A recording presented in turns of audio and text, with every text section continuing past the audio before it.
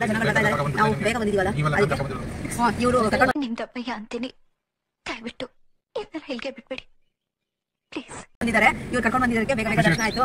Appreciate ಮಾಡ್ಬೇಕಂತೆ ಅವ್ರನ್ನ, ಎಲ್ಲರೂ ಸೇರಿ ಅಪ್ರಿಷಿಯೇಟ್ ಮಾಡಿ. ಒಂದು ಫುಲ್ ಶೀಟ್ ಅಂತೆ, ಅಪ್ರಿಷಿಯೇಟ್ ಫುಲ್ ಶೀಟು ಎಲ್ಲ ಮಾಡ್ಬೇಕಂತೆ. ದರ್ಶನ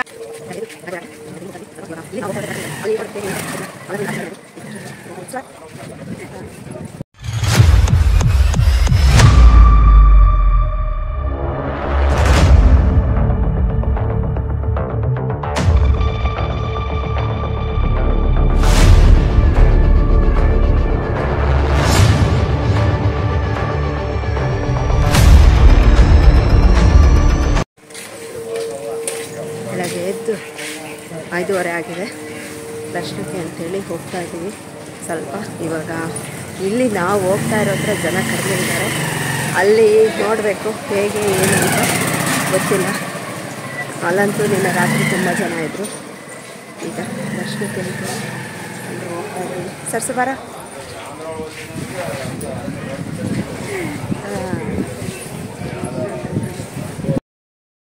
ಬೆಳಗ್ಗೆ 5:30 ಆಗಿತ್ತು. ನಾವೀಗ ರಾಯರ ಮಠದ ಹತ್ರ ಬಂದ್ವಿ. ಎಷ್ಟೊಂದು ಜನ ಅವಾಗ ಹೆದ್ದೇಳ್ತಾ ಇದ್ರು. ಕೆಲವೊಬ್ರು ತುಂಗಭದ್ರಾ ನದಿಯಲ್ಲಿ ಸ್ನಾನಕ್ಕೆ ಹೊರಡ್ತಾ ಇದ್ರು. ನೋಡೋದಕ್ಕಂತೂ ವ್ಯೂ ತುಂಬಾ ಅಂದ್ರೆ ತುಂಬಾ ಚೆನ್ನಾಗಿತ್ತು. ಅಷ್ಟು ಪ್ರಶಾಂತವಾಗಿತ್ತು. Hi, good morning, welcome to my channel. ಎಲ್ಲರೂ ಹೇಗಿದ್ದೀರಾ? ಐ ಹೋಪ್ ಎಲ್ಲರೂ ಚೆನ್ನಾಗಿದ್ದೀರಾ ಅಂತ ನಾನು ಅನ್ಕೊಂಡಿದ್ದೀನಿ. ಇವತ್ತು ನಾನು ಶುಕ್ರವಾರದ ವ್ಲಾಗನ್ನು ಶುರು ಮಾಡಿದ್ದೀನಿ. ಅಂದರೆ ನಾವು ಗುರುವಾರ ಮಂತ್ರಾಲಯ ಹೋಗಿದ್ವಿ. ಇದು ಶುಕ್ರವಾರದ್ದು ಮಾರ್ನಿಂಗು 5:30. ನಾವು ಈಗ ತುಂಗಾಭದ್ರಾ ನದಿ ಹತ್ರ ಹೋಗ್ತಾ ಇದ್ದೀವಿ. ಅಂದರೆ ರೂಮಲ್ಲೇ ಸ್ನಾನ ಮಾಡಿದ್ವಿ. ಅಂದರೆ ಲೇಟ್ ಆಗುತ್ತೆ ಅಂತೇಳಿ ನಾವಿನ್ನ ಬೇರೆ ಕಡೆ ಎಲ್ಲ ಹೋಗ್ಬೇಕಿತ್ತಲ್ಲ, ಅದಕ್ಕೆ ರೂಮಲ್ಲೇ ಸ್ನಾನ ಮಾಡಿಕೊಂಡು, ತುಂಗಭದ್ರಾ ನದಿನಲ್ಲಿ ಎಷ್ಟು ನೀರಿದೆ ಏನು ಅನ್ನೋದು ನಮಗೆ ಅಷ್ಟೊಂದು ಇದಾಗಿ ಗೊತ್ತಿರಲಿಲ್ಲ. ನಾವಿಲ್ಲಿ ಬಂದು ಎಲ್ಲರೂ ರೆಡಿ ಆಗಿದ್ವಿ. ನೋಡಿ, ಎಲ್ಲರೂ ರೆಡಿಯಾಗಿ ಅಮ್ಮ ಹಿಂದೆ ಬರ್ತಾ ಇದ್ರು, ನಾವು ಮುಂದೆ ಮುಂದೆ ಪಾಪ ಹೋಗ್ತಾ ಇದ್ವಿ. ನೋಡಿ, ಅಮ್ಮ ಹಿಂದೆ ಬರ್ತಾ ಇದ್ದಾರೆ. ನಾ ಅದನ್ನೇ ಹೇಳ್ತಾ ಇದ್ದೆ, ಅಮ್ಮನ್ ಬಿಟ್ಬಿಟ್ಟು ನಾವು ಮುಂದೆ ಮುಂದೆ ಹೋಗ್ತಾ ಇದ್ದೀವಿ ನೋಡಿ ಅಂತೇಳಿ. ದೇವಸ್ಥಾನದ ಹತ್ರನೇ ಎಲ್ರೂ ಈ ಥರ ಒಂದು ಗಂಗೆ ಪೂಜೆ ಮಾಡೋದಕ್ಕೆ ಅಂತೇಳಿ ಬತ್ತಿ ದೀಪಗಳನ್ನ ಇಟ್ಟು ಮತ್ತೆ ಬೆಂಕಿ ಪಟ್ಟಣನೂ ಕೂಡ ಇಟ್ಟು ಮಾರ್ತಾ ಇರ್ತಾರೆ. ನಾವು ಕೂಡ ಅದನ್ನ ತಗೊಂಡು ಹೋಗಿ, ಹಾಗೆ ಬರಿಗೈಯಲ್ಲಿ ಹೋಗ್ಬಾರ್ದಲ್ವಾ, ಹಾಗೆ ಹೋಗಿ ಗಂಗೆ ಪೂಜೆನ ಮಾಡಿಕೊಂಡು ಬರೋಣ ಅಂತೇಳಿ ನಾವು ಕೂಡ ತಗೊಂಡು ಹೋಗಿದ್ವಿ. ದೀಪಾರಾಧನೆ ಮಾಡಿ ಗಂಗೆ ಪೂಜೆ ಮಾಡಿಕೊಂಡು ಬರೋಣ ಅಂತೇಳಿ. ನಾವು ತುಂಗಭದ್ರಾ ನದಿ ಹತ್ರ ಬಂದಾಗ ಇಷ್ಟೇ ನೀರು ಕಾಣಿಸಿದ್ದು, ನೀರು ಜಾಸ್ತಿ ಏನಿರಲಿಲ್ಲ ಅಂತ. ನಮಗೆ ಮಳೆನೂ ಏನು ಬರಲಿಲ್ಲ, ಅಲ್ಲಿ ಮಳೆನೂ ಕೂಡ ಇರಲಿಲ್ಲ. ನೋಡಿ, ಈ ರೀತಿ ಕಲ್ಬಂಡೆಗಳ ಮಧ್ಯೆ ಅಲ್ಲಲ್ಲಿ ಸ್ವಲ್ಪ ನೀರನ್ನು ನಿಂತಿತ್ತು. ತುದಿನಲ್ಲಂತೂ ಸ್ವಲ್ಪ ಗಲೀಜು ಅನ್ನಿಸ್ತಾ ಇತ್ತು. ನಾವು ತೀರಾ ಹಿಂದಕ್ಕಾದಂಗೆ ಹೋಗಿ ಸ್ವಲ್ಪ ಗಂಗೆ ಪೂಜೆನ ಅಂದರೆ ಮುಂದೆ ಕ್ಲೀನ್ ಆಗಿರೋ ಹತ್ರ ಹೋಗಿ, ಹರಿಯೋ ನೀರ ಹತ್ರ ಹೋಗಿ ಗಂಗೆ ಪೂಜೆನ ಮಾಡಿಕೊಂಡು ಟೆಂಪಲ್ ಹತ್ರ ಬಂದ್ವಿ. ಟೆಂಪಲ್ ಹತ್ರ ಬಂದಮೇಲೆ ಎಲ್ರಿಗೂ ಆಸೆ ಇರುತ್ತೆ ನೆನಪಿಗೋಸ್ಕರ ಕ್ಲಿಪ್ಪಿಂಗ್ಸ್ ಅಂತೇಳಿ. ನನ್ನ ಫ್ರೆಂಡ್ ಅಮ್ಮ ಮತ್ತು ಅವರ ಮಗಳು ಫೋಟೋನ ತೆಕ್ಕೊಂಡು ಈಗ ನಾವು ಮಠದೊಳಗಡೆ ಎಂಟ್ರಿ ಆದ್ವಿ. ಕೆಲವೊಬ್ರು ಬೆಳಗ್ಗೆನೆ ಉರುಳು ಸೇವೆನ ಮಾಡ್ತಾ ಇದ್ರು. ಮತ್ತೆ ಅಂತ ಏನು ರಶ್ ಇರಲಿಲ್ಲ. ಒಳಗಡೆ ಪೂಜೆ ಕೂಡ ನಡೀತಾ ಇತ್ತು. ನಾವು ಅಲ್ಲಿ ದರ್ಶನ ಮಾಡಿಕೊಂಡು ಪಂಚಮುಖಿ ಆಂಜನೇಯ ಸ್ವಾಮಿ ದೇವಸ್ಥಾನಕ್ಕೆ ಅಂತ ಹೊರಟ್ವಿ. ಹೋಗ್ಬೇಕಾದ್ರೇನೆ ಎಡಗಡೆಗಾದಂಗೆ ಅಭಯ ಆಂಜನೇಯ ಸ್ವಾಮಿ ದೇವ್ರು ಕಾಣ್ತಾರೆ. ನಾವು ಇಲ್ಲಿನೂ ಕೂಡ ದರ್ಶನ ಮಾಡಿಕೊಂಡು ಮುಂದೆ ನಾವು ಹೊರಟ್ವಿ.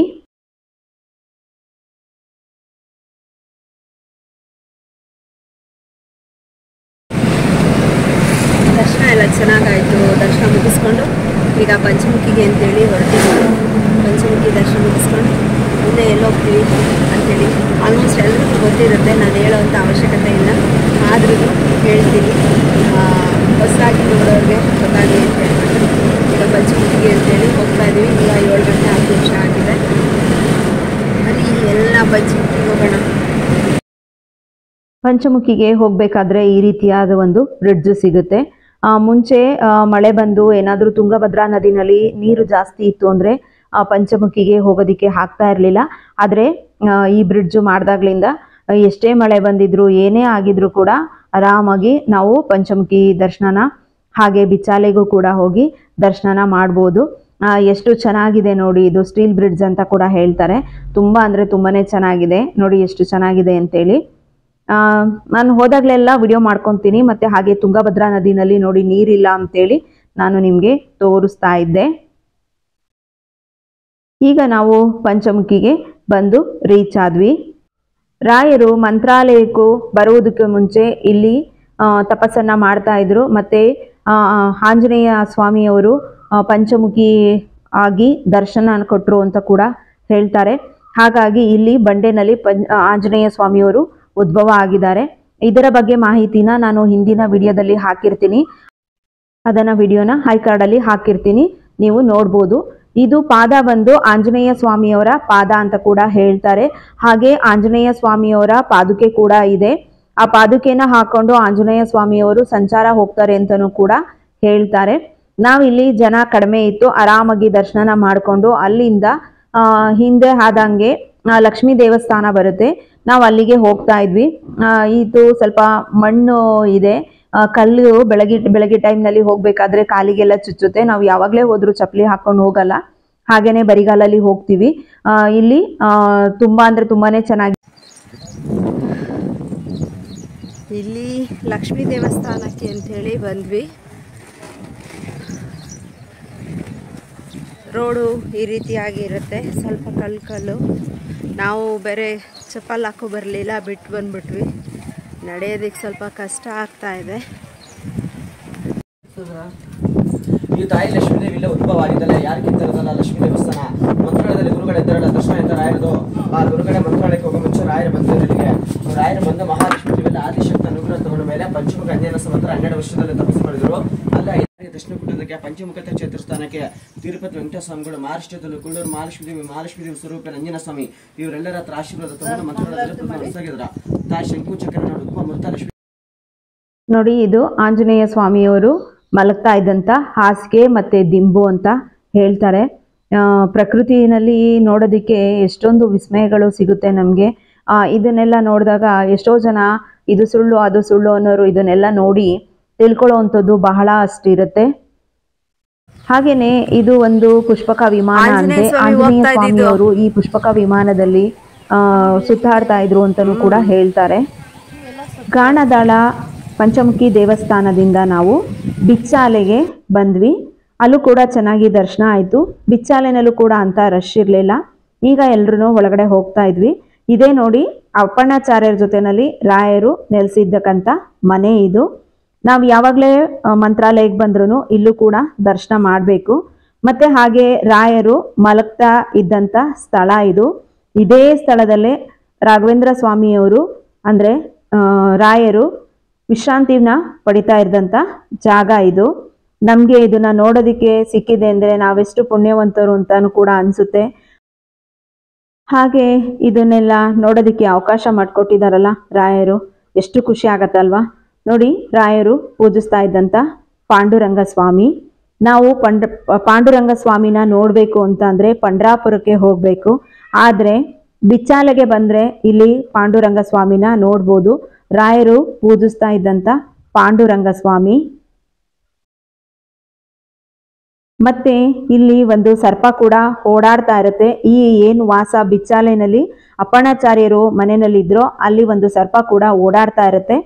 ಮುಂದೆ ಜನರಿಗೆ ಇದನ್ನ ನೋಡಿ ಗಾಬರಿ ಆಗಬಾರ್ದು, ಭಯ ಆಗಬಾರ್ದು ಅಂತೇಳಿ ರಾಘವೇಂದ್ರ ಸ್ವಾಮಿಯವರು ಏನು ಮಾಡ್ತಾರೆ, ರಾಯರು ಇದನ್ನ ಕಲ್ಲಿನ ರೂಪದಲ್ಲಿ ಮಾಡ್ತಾರೆ. ಈಗ ಅದು ಸರ್ಪ ಕಲ್ಲಿನ ರೂಪದಲ್ಲಿ ನೆಲೆಯಾಗಿದೆ. ನಾವಿದನ್ನು ಕೂಡ ಇಲ್ಲಿ ನೋಡ್ಬೋದಾಗಿರುತ್ತೆ. ಬಿಚ್ಚಾಲೆಯಲ್ಲಿ ದರ್ಶನ ಚೆನ್ನಾಗಾಯಿತು ಅಂತೇಳಿ ಹೇಳ್ತಾ ಇದ್ದೆ. ಇಲ್ಲಿಂದ ದರ್ಶನ ಮುಗಿಸ್ಕೊಂಡು ಮತ್ತೆ ನಾವು ಹೊರಟಿದ್ದು ಏಕಶಿಲಾ ಬೃಂದಾವನ ನೋಡೋದಕ್ಕೆ, ಅಂದರೆ ಅಪ್ಪಣ್ಣಾಚಾರ್ಯರು ನಿರ್ಮಾಣ ಮಾಡಿರ್ತಕ್ಕಂಥ ಏಕಶಿಲಾ ಬೃಂದಾವನ ನೋಡೋದಕ್ಕೆ ಅಂತೇಳಿ ಹೊರಟ್ವಿ. ನೋಡಿ, ಹೋಗಬೇಕಾದ್ರೆ ತುಂಗಭದ್ರಾ ನದಿ ಹರಿತಾ ಇದ್ದಿದ್ದು ಕಾಣಿಸ್ತಾ ಐತೆ. ಮತ್ತು ಇಲ್ಲಿ ಚೆನ್ನಾಗಿ ಕ್ಲೀನಾಗೂ ಕೂಡ ಇತ್ತು. ಇಲ್ಲಿ ಸ್ವಲ್ಪ ನೀರು ಜಾಸ್ತಿ ಕೂಡ ಇತ್ತು.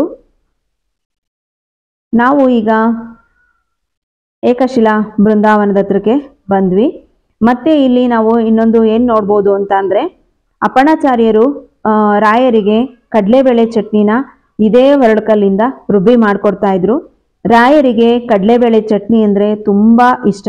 ಹಾಗಾಗಿ ಅಪ್ಪಣ್ಣಾಚಾರ್ಯರು ರಾಯರಿಗೆ ಇದೇ ಹೊರಳಕಲ್ಲಿಂದ ಕಡಲೆಬೇಳೆ ಚಟ್ನಿನ ರುಬ್ಬಿ ಮಾಡ್ತಾ ಇದ್ದಿದ್ದು. ನಮಗೆ ಇದನ್ನೆಲ್ಲ ನೋಡೋಕೆ ಸಿಗ್ತಿದೆ ಅಂದರೆ ನಾವೆಷ್ಟು ಅದೃಷ್ಟವಂತರು ಅಂತ ಅನಿಸುತ್ತೆ. ಮತ್ತು ಇಲ್ಲಿ ರಾಯರು ಹಾಗೆ ಅಪ್ಪಣ್ಣಾಚಾರ್ಯರು ಇರ್ತಕ್ಕಂಥದ್ದನ್ನು ನಾವಿಲ್ಲಿ ನೋಡಬಹುದು. ಮತ್ತು ಇಲ್ಲಿ ಹಾಗೆ ಗಣಪತಿ ದರ್ಶನ ಕೂಡ ಮಾಡ್ಕೊಳ್ಳಿ. ಇಲ್ಲಿ ಗಣಪತಿನ ಪ್ರತಿಷ್ಠಾಪನೆ ಮಾಡಿದ್ದಾರೆ. ಈಗ ಗಣಪತಿ ದರ್ಶನ ಮಾಡಿಕೊಂಡು ಹಾಗೆ ಮುಂದೆ ಹೋಗ್ತಾ ಇಲ್ಲಿ ನಾಗರಕಲ್ಲುಗಳನ್ನು ಕೂಡ ಪ್ರತಿಷ್ಠಾಪನೆ ಮಾಡಿದ್ದಾರೆ. ನಾಗರಕಲ್ಲುಗಳು ಇದೆಲ್ಲ ದರ್ಶನ ಮಾಡಿಕೊಂಡು ಹಾಗೇನೆ ಮುಂದೆ ಹೋಗೋಣ ಬನ್ನಿ. ನೋಡಿ, ಇದೆಲ್ಲ ನಾಗರಕಲ್ಲುಗಳು ಕಾಣಿಸ್ತಾ ಇದೆಯಲ್ಲ ನಿಮಗೆ.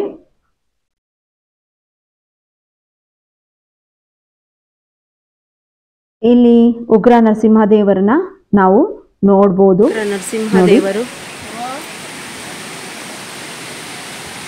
ಬೆಳಗ್ಗೆನೆ ಹೋಗಿದ್ರಿಂದ ಎಲ್ಲ ಹತ್ರನೂ ತುಂಬ ಚೆನ್ನಾಗಿ ದರ್ಶನಗಳಾಯಿತು ನಮಗೆ. ಮತ್ತೆ ಹಾಗೆ ಇಲ್ಲಿ ಒಂದು ಶಿವನ ಲಿಂಗ ಹಾಗೆ ನಂದಿಯನ್ನು ಕೂಡ ನಾವು ನೋಡ್ಬೋದು. ಇಲ್ಲಿ ಶಿವನ ಲಿಂಗ ಇದೆ, ಹಾಗೆ ನಂದಿ ಕೂಡ ಇದೆ ನೋಡಿ. ಮತ್ತೆ ಇಲ್ಲಿ ಒಂದು ಕೂಡ ಶಿವನ ಲಿಂಗ ಬರುತ್ತೆ ನೋಡಿ. ಪ್ರಕೃತಿ ಎಷ್ಟು ಚೆನ್ನಾಗಿದೆ, ನೀರಿನ ಶಬ್ದ.